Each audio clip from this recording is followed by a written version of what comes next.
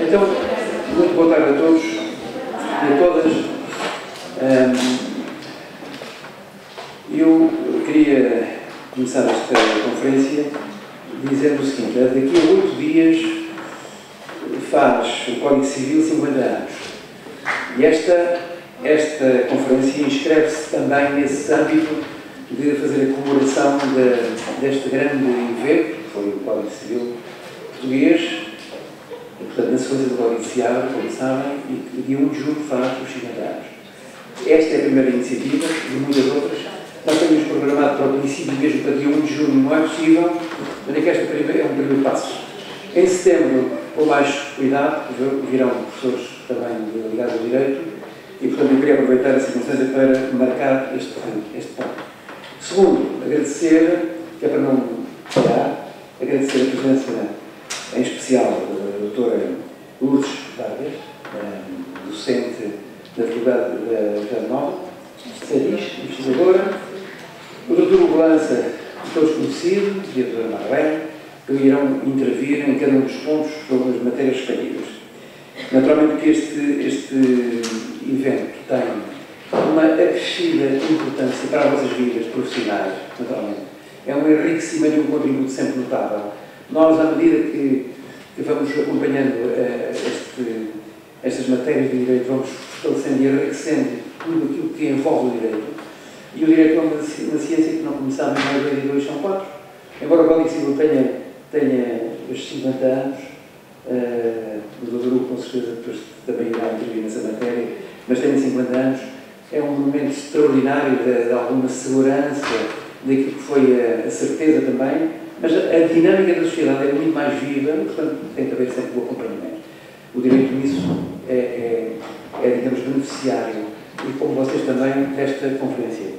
Eu darei em primeiro lugar a palavra à doutora Marlene, que irá focar o tema e ligar à própria o contrato de trabalho, as personalidades que sabem, se inscreve na parte geral do Código Civil e está numa área também de grande importância e grande relevo prático.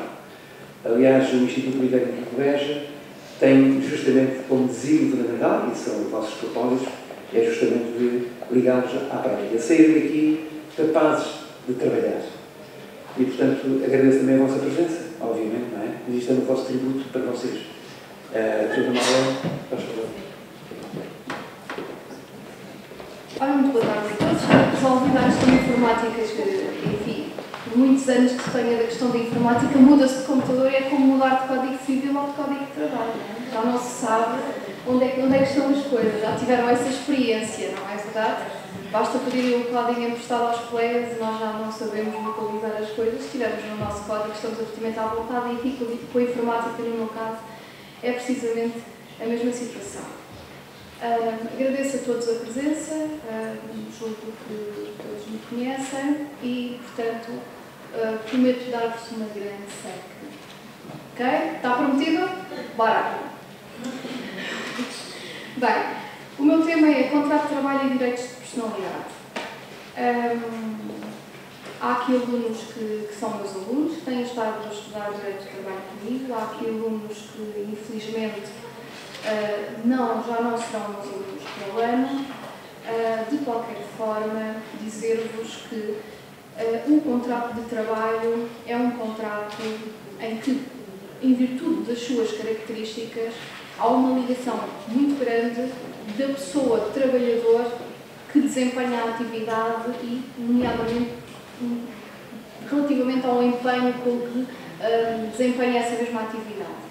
E por isso as questões que se colocam do ponto de vista laboral são extraordinariamente pertinentes e o nosso Código do Trabalho, atualmente em vigor, aprovado pela Lei 7 de 2009, já com bastantes alterações, mas ainda em vigor, teve um cuidado de, embora com uma codificação incipiente, trazer alguns dos regimes que todos vós presentes nesta sala conhecem, porque são regimes que já são conhecidos em termos constitucionais ou em termos civilistas, mas trazê-los ao corpo do próprio Código, precisamente para realçar a importância destas questões. E, portanto, do que é que nós falamos? Nós falamos de direitos de personalidade, nós falamos da pessoa e cada pessoa é diferenciada. Vejamos. O artigo 26 da nossa Constituição reconhece, em sede de direitos fundamentais, um conjunto de direitos fundamentais, entre eles este artigo 26, que consagra outros direitos pessoais. E cada um de nós tem direito à identidade pessoal, ao desenvolvimento da personalidade, à capacidade civil, ao bom nome, à reputação, à imagem, à palavra, à reserva da vida privada e familiar.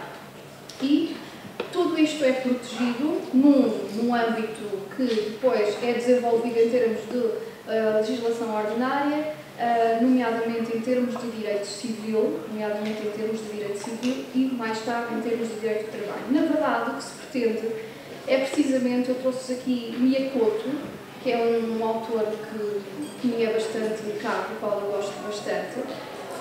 Gosto dos trocadilhos de linguagem, de Miyakoto, enfim, gosto. E o Fio de Missangas é um conjunto de contos. E eu escolhi estas duas partes destes dois contos, do conto das Três Irmãs e do conto Os Olhos dos Mortos, porque no fundo são mensagens, são pedaços dos contos que nos demonstram o quê? Nos demonstram que às vezes o nosso eu, a nossa personalidade é suprimida por motivos vários e por circunstâncias várias, mas que é suprimida seja por vontade para se cumprir o destino que alguém pensou para nós, seja porque não foram criadas as condições para que essa personalidade se possa desenvolver em plenitude, seja porque a pessoa se autocoloca nessa situação. E, portanto, trazer-vos exemplos, que são exemplos reais. A escrita de Miyakoto tem uma densidade e tem uma exemplificação também local. E trazer-vos exemplos reais que, porventura, vocês até reconhecem no dia-a-dia em circunstâncias várias. Mas, de facto, o nosso Código Civil, nos artigos 70 e seguintes, tutela a personalidade e a personalidade é o nome de cada um de nós. Portanto, imaginem que eu estou aqui a falar com as mãos, como estão a reparar. Estar a falar com as mãos é ou integra o meu direito de personalidade, integra o meu eu. A forma como eu uso um brinco de cada qualidade, que quem me conhece tem verificado que é assim, é o meu eu. Okay? Se eu uso um cabelo comprido ou um cabelo curto, é o meu eu. Correto? Portanto, é aquilo que nos distingue de cada um de nós e podem ser coisas tão simples como estas que eu acabei de exemplificar. E esta personalidade é tutelada em termos legais.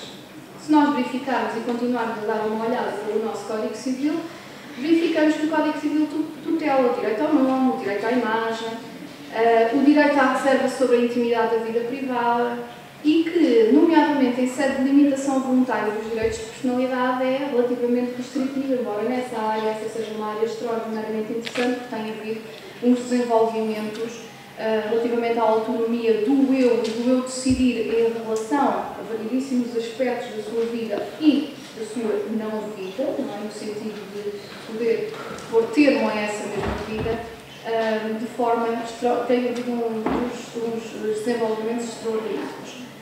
Se nós formos verificar o Código de Trabalho, nós temos uma linguagem absolutamente similar. O Código de Trabalho também prevê os direitos de personalidade, prevê-lo em termos gerais, ou seja, aplicáveis a ambos os sujeitos individuais do trabalho, ou seja, ao trabalhador, que é aquele que presta a atividade, e ao empregador, que é aquele que é o beneficiário da atividade e que, no fundo, disponibiliza os meios para que seja possível a prestação da atividade por parte do trabalhador. Só sem distinguir. No entanto, nós, nesta sala, também já sabemos que o empregador pode ser pessoa singular ou pessoa coletiva. O trabalhador é sempre pessoa singular. E sabemos que existem diferenças entre as pessoas singulares e as pessoas coletivas. Então, perguntar-me-ão, então, direitos de personalidade, como por exemplo a reserva da intimidade da vida privada, são também aplicáveis ao empregador? E a questão é, todos os direitos de personalidade que estão previstos no âmbito do Código de Trabalho são aplicáveis aos sujeitos contratuais na medida da aplicabilidade e na medida em que seja possível atenta à sua natureza.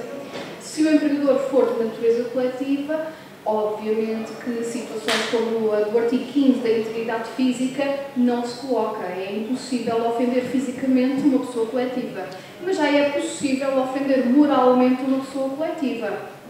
E, portanto, dar-vos este enquadramento.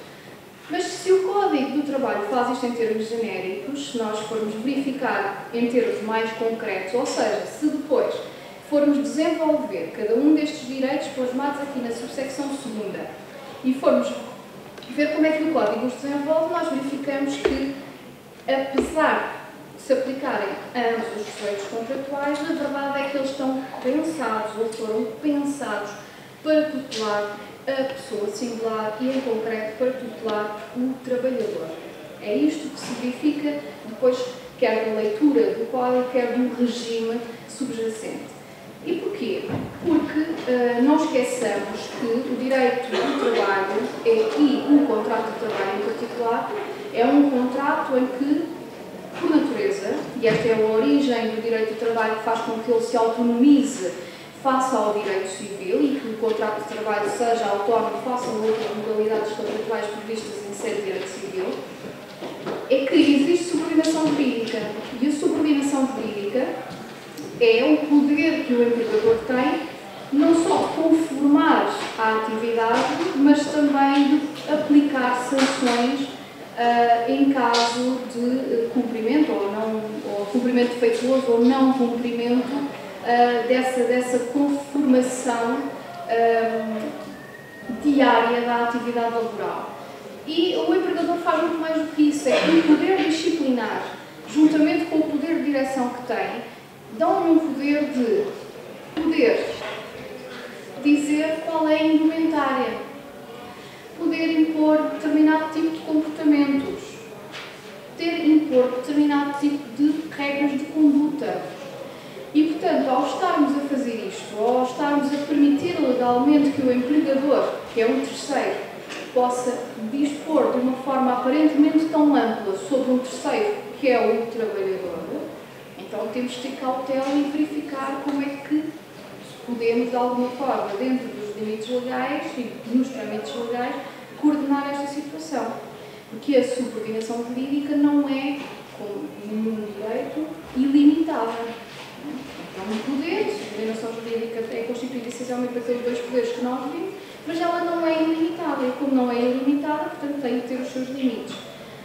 Qualquer um destes artigos, e aqui agora verifiquem, nomeadamente ligado à confidencialidade de mensagens de acesso à informação, que hoje se coloca muito em virtude da utilização dos meios de informação e comunicação, nomeadamente das comunicações feitas através de e-mail, isso são, na maioria das vezes, realizadas a partir de instrumentos de trabalho, nomeadamente os computadores, que são propriedade do empregador, como de resto é a regra geral em sede de direito do trabalho, mas verifiquem também outros meios como a utilização de vigilância à distância. Nós estamos habituados a pensar nas camarazinhas que são instaladas e que estão a vigiar, mas que hoje estamos muito para além disso. Se pensarmos na utilização do GPS, por exemplo, a utilização do GPS ou de qualquer outro sistema de geolocalização, é um meio de vigilância à distância que permite controlar alguém, independentemente do local em que ele se encontra. E a questão que depois se coloca é se esse controle pode ou não ser utilizado, nomeadamente para efeitos de avaliação do desempenho do trabalhador, circunstância que até é apresentado, tem sido entendido que não, em termos uniformes, quer pela nossa jurisprudência, ou seja, pelos nossos tribunais, quer seja pela Comissão Nacional de Proteção de Dados, que acaba por ser a entidade aqui que autoriza a utilização destes vários mecanismos de controle à distância.